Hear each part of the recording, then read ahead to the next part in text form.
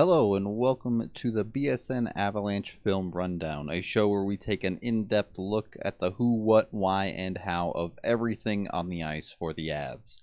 I'm Nathan Rudolph, and on today's episode we're taking a look at how Nikita Zadorov controls space defensively. Anyone who has watched an Avs game has probably noticed Zadorov's ability to hit.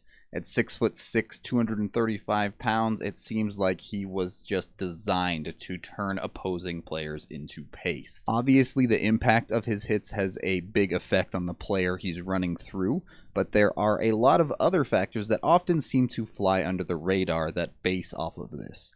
First, we'll look at how he sets himself up to make hits, and then we'll also look at some of those other factors, including the mental factor, as well as how he controls his gap and where he plays away from the puck. Starting from the top, here's Zadorov laying a big open ice hit on Radek Faksa. A very nice hit and one that Faksa never saw coming.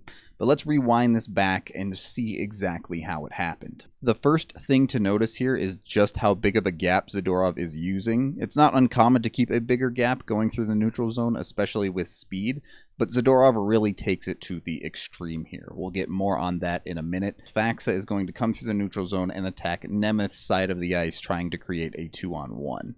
Zadorov recognizes this, and he also recognizes Faksa is looking towards that side of the ice, putting Zadorov in his blind spot. From there, Zadorov knows that he can close the gap quickly before Faksa sees him coming. He lines himself up for the hit, gets Faksa on his tracks, and then just executes the hit. Already committing to the hit here, you can see Faksa just starting to release the puck. This hit is going to happen, and it's going to be clean, and he nails him down to the ice. That's not a hit Faksa is going to forget anytime soon, and when someone like Zadorov is starting to do that on the regular, and combine that with his strength in rubbing people out or hitting people along the boards, as well as in corner battles, and you start to get noticed around the league. Forwards are going to know who you are and know when you are out there defensively. When you've blown up more than a few forwards at the blue line, you start to get plays that look like this. Here we see Zadorov as the last man back for the Avs. Backlund is carrying this puck through the neutral zone for the Flames and is going to hit Tkachuk on the far boards as he reaches roughly the red line. This is kind of what Zadorov wants. You're going to see as he gets into the defensive zone, he leaves a suspiciously large gap. He wants this pass to get to Tkachuk. It's part of the setup. It's a timing play for Zadorov. As soon as he sees that pass get off, he's already stepping up on Tkachuk before he even has the puck. As he receives the puck, he's already right on top of him. With a little help from Tyson Jost to cover the blue line passing lane, Tkachuk now has nowhere to go. He simply just has to dump the puck in, completely losing possession, and the Avs are back in control from there. This happens more than a few times a game. A forward will be coming up the wing and get his head up and see that it's Zadorov defending him, and before hitting the blue line will think twice about it and simply dump it in instead of risk taking a huge hit. Zadorov simply existing on his side of the ice is one of the best ways the Avs have prevented zone entries the past couple of seasons. That is how physicality can affect the game even when Zadorov isn't laying down the big hit. There is more to this as well though. If you check out Zadorov on this play, he had pinched in and is now the fourth man back on the back check here. You're going to see him track down TJ Brody on this play. As he gains the blue line, you actually see him stop skating. This is certainly a bit risky, not something I would recommend. A faster player is going to blow you away if you try and do this. But what he does here is gets himself once again into the player he's tracking's blind spot. Brody has no idea where Zadorov is behind him from here, and he's able to close this gap, sneak into the side of Brody, and completely break up this play because Brody isn't ready for him to cut through and deny the pass. For a guy who's 6'6", Zadorov sure has a knack for making himself disappear on the ice, and I mean that in a good way. Players aren't able to pinpoint where he is, and that's how he's able to get into the correct position to not only hit people, but break up plays. Here's another look at how Zadorov controls his gap in the defensive zone. He's tracking Backlund all the way here from outside of the zone, so he's aware of where Backlund is and gives him significant amount of space, even all the way down to near the top of the circles.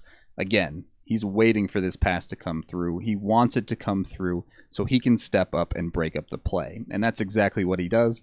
This time, maybe gave him just a touch too much distance between the player and himself, but because of his long reach, he's able to reach out and poke this puck away. Where all of this really comes together for Z is his stick work. If he's able to control where a player can go with his stick, now players have very few options when going into him defensively.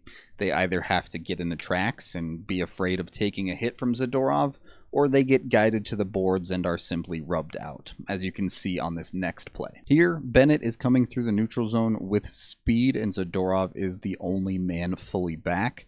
He's going to mark Bennett up here, and as they come across the red line, you're going to see him get into position to stick out his stick and be able to cover Bennett while still keeping a significant gap. As this happens, Bennett now has two options.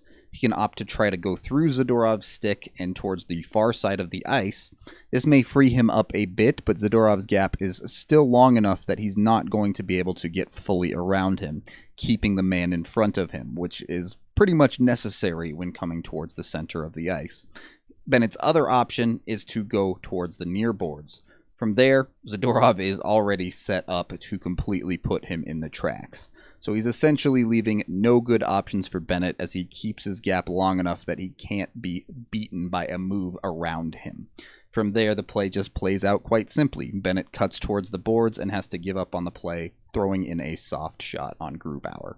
Zadorov's play away from the puck defensively is for the most part quite strong. It does play a little bit high risk, high reward at times with managing that gap. If he mistimes things, he can get himself into trouble. But in general, it works for him. Yes, he may have some issues when it comes to net front battles, which is a bit odd given how effective his strength is used in things like corner battles. But on the whole, away from the puck, Zadorov is providing quality. And 4 of these 5 clips all came from the same game. So these are things that are happening very, very regularly with him. This has been an in-depth look at how Zadorov manages space defensively. Be sure to tune in next time when we take a look at what Cale Makar brings to the Avs breakout.